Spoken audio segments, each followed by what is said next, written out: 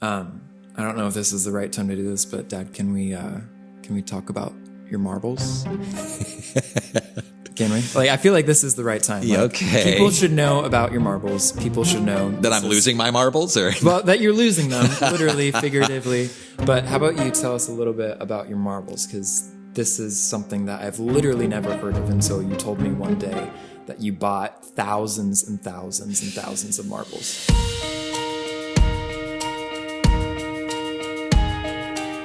Hello, everyone, and welcome to 3 Words, a bite-sized podcast about the significant and strategic choices that I can make, that you can make, in order to become the best version of yourself. My name is Dr. Michael Brown. I am the host of this podcast, and today I am joined by my son. Hey, Dad. Logan Michael Brown, my second oldest son, is joining me today on this podcast with these strange, interesting 3 words.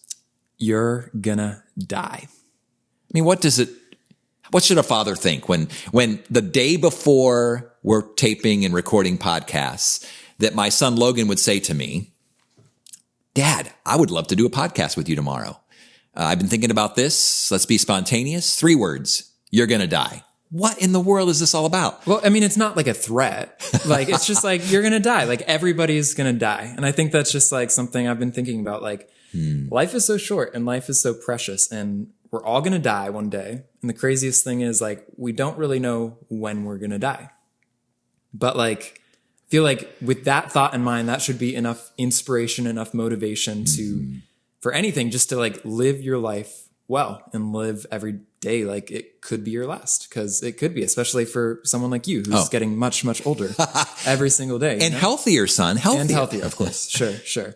But I mean, I don't know. Death is like a weird thing. I remember when I was a kid, there was like a kid. I was like probably like 5 or 6. There was like this 3-month period where every single night I was absolutely convinced I was going to die. I don't know if you remember this, but I remember like creeping into you guys' room and then my heart's like racing because I'm always scared to wake you guys up in the middle of the night, especially you, because you get kind of mad. Oh. So I'd always try to find Mom, but then I'd always forget which side she's on. But I'd wake you guys up and be like, Mom, I think I'm going to die. And I'm sure the first time I did that, that was scary for you guys because like, what do you think when a kid tells you that? But I think eventually you realize like that's just something I was afraid of and something that I was thinking about and feeling. You know what I mean? Yeah, for sure. Well, it's interesting you say that because, as you know, I think a lot about death more because I think about how I want to live my life today. But I actually enjoy asking the question when I speak at major events, when we're talking about living life on purpose or every choice counts, is I'll actually have people raise their hand. And I think I've shared this with you, but I'll have people raise their hand and I'll say, so how many of you here today think you're going to die? And every hand goes up. And then I say, well, I'm just curious. Keep your hands up. How many of you think you're going to die this week?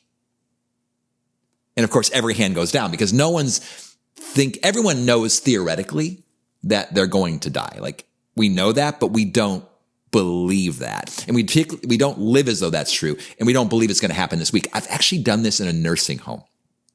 I actually was in a nursing home where I asked the same question. How many of you think you're going to die someday? And they actually they laughed out loud because you have 80, 90-year-olds going, how many of you think you're going to die this week? Same question. Yeah. And none of them thought as well. So I think there's something within us. And it's a cool thing because I don't want them to be struggling with what you were struggling with every day, feeling like, oh my gosh, I think I'm going to die today. Yeah. But there's something in us that says, I think I'm going to live and I want to live. And I think that's super cool. But there's something very interesting about these 3 words that obviously brought me to a point where I said, yeah, let's do it. Mm-hmm. And it's because I want to live life on purpose. Yeah. And I feel like you think about death more than most people anyone I've ever met. Like you are constantly thinking about your death and more specifically your funeral, right? Yeah, I think one of the reasons, son, is, and this is, it's still strange to me. I'm not even sure I would be in the life coaching business. I'm not even sure I would be speaking about such things were it not for the death of your grandmother. At 36 years old, she was diagnosed with ovarian cancer and passed on about 15 months later, post-diagnosis. And, it makes me kind of sad. I like the life that we've built. I like the family that we've grown. And part of me is just really sad that none of you, the 9 of you, have never met my mother or your grandmother. And obviously, I'm looking forward to that day happening on the other side of eternity where you'll actually all be together and make your introductions. But I think in many ways, being a young, 14-year-old, watching actually his mother journey from life to death, because we were together, not at the very end, but toward the end, and watching that process take place, it was very eye-opening because, and I don't know if you know this, I think I shared this with you, but Grandma Starr, so her middle name was Starr, Paulette Starr, Grandma Starr, she actually had a conversation with me and wrote me a very nice card at the end of her life, toward the end of her life. And in that card and in that conversation we even had, she was expressing a lot of regrets. She was expressing things that she wished she wouldn't have done. She was expressing things that she wished she would have done. And the one thing that she shared with me that has stuck with me to this day that probably feeds into your question, why do you think about death so much, is she really presumed that she was guaranteed tomorrow. And that in her mind, even when she was making certain choices or not making certain choices, even as a mother, a single mom, she was thinking, I always have tomorrow. I always have next year. These are things I'm going to work out or do or accomplish or become somewhere down the road. And she never had the opportunity to do that. And so I think that really just stuck with me to live life knowing that there's no guarantee of tomorrow. Mm-hmm. So I don't know if you knew all of that. Yeah. Okay. Some of that was new. But yeah, so that's why I think so much about death. Yeah, for sure. And you even have your funeral journal, which is I do something that you talk about a lot, but you like kind of write down groups of people and like what you want them to say about you at your funeral. Mm-hmm. And I think that's a really cool exercise. But I also have been thinking about that. And I think it's also just as important to not worry about what other people think about you, what they say about you, because you don't always have control of like what other people think about you. But you have like, I want to live a life that I'm proud of and that I'm happy with. And I want to kind of live with no barriers in place. So Dad, as you know this, I'm a first generation college student. You know that. My dad never really pushed me to get an education, but that was something that was really important to me. So I got my degree in marketing from Bowling Green State University. And that was not an easy degree. That was really hard. I took some really tough classes. There was calculus, there was accounting, and then there was economics. And I was terrible at economics, and all of those concepts just went like right over my head, right? But there was this one concept that really stood out to me, and it was the idea of sunk costs. Do you know what those are, Dad? I do not. You probably Teach don't. me. You probably don't. But education is important, and that's why I'm going to teach you, okay? Sunk costs are basically costs that have already been incurred. You can't go back. It's like spending money, and like no matter what you do, you can't get that money back. But costs can also be time. They can be resources. It can be all those things. So to kind of put it in an example is, let's say you go to the movies. You walk in, spend $15. It's like a nice movie theater, so it's kind of an expensive ticket. And you sit down, the movie starts, and you realize like, oh shoot, this is not the movie that I thought it was. I really don't enjoy this. This is terrible. But then in the back of your mind, you're like, but I already spent $15, so I might as well sit through it. But that's like such an irrational thought. Like we should be thinking in terms of like, what's just going to bring us the greatest happiness? What's going to push us in a direction that we want to go? And I think a lot of times like people have these sunk costs in their life. And I think like they are acting as barriers, and barriers that don't actually exist, like barriers that you've just created in your own mind.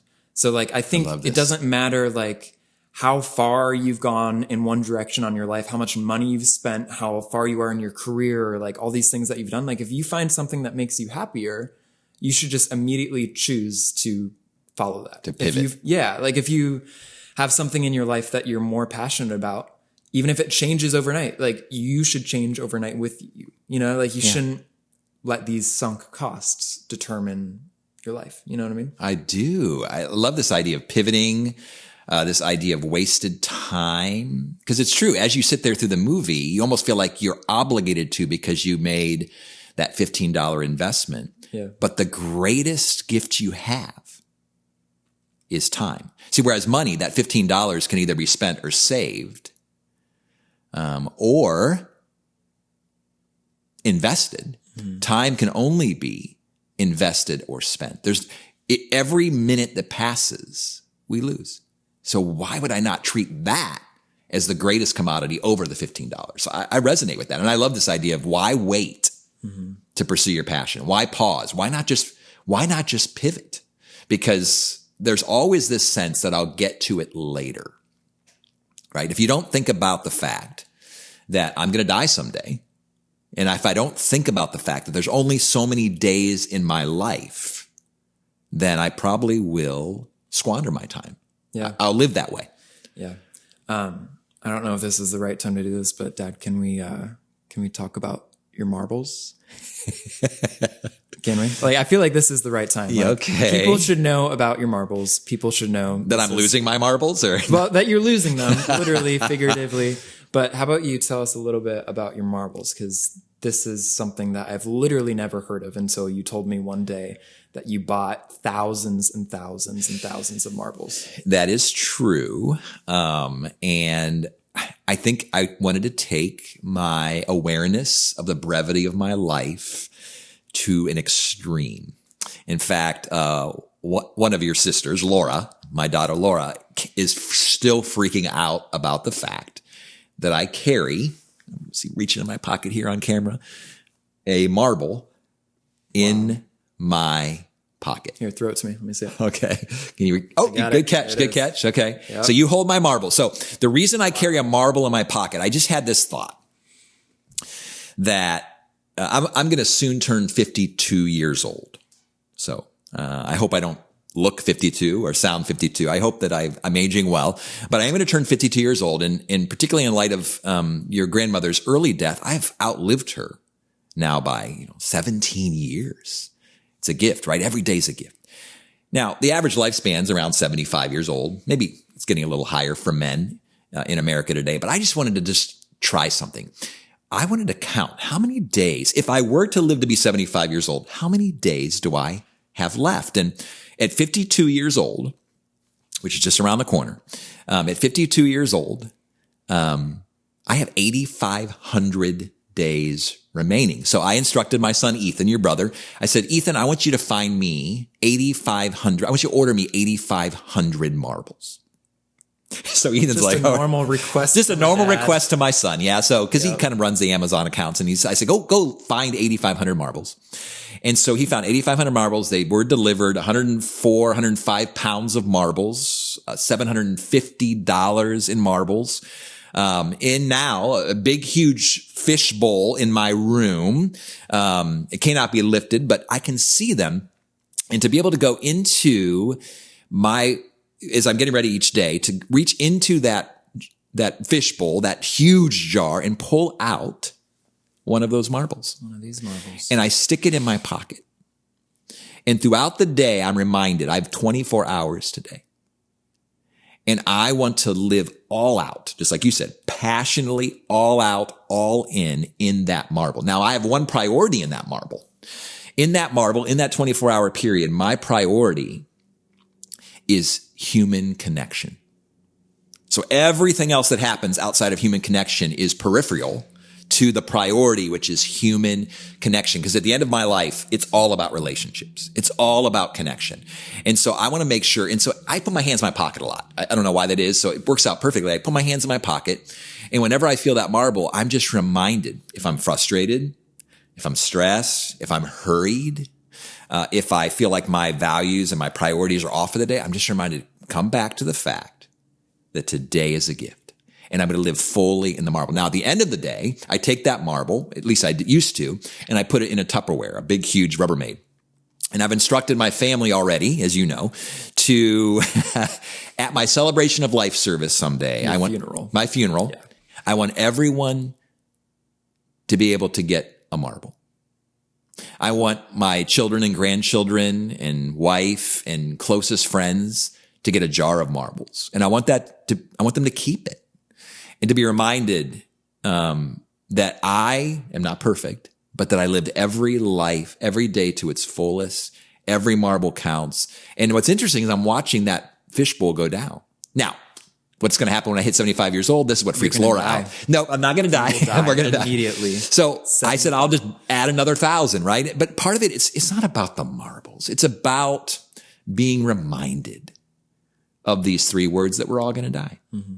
And what I'm doing now, though, is I'm actually not every day putting that marble from my right pocket in the Tupperware. I put it in my left pocket. Okay. So let me reach in here. A little backup marble. Oh, no, it's not a backup marble. It's not a backup marble. It actually is, I am looking for opportunities every day, and they keep coming, where I get to talk about the marble, or I get to talk about living life on purpose. So I get to have a significant conversation about the brevity of life.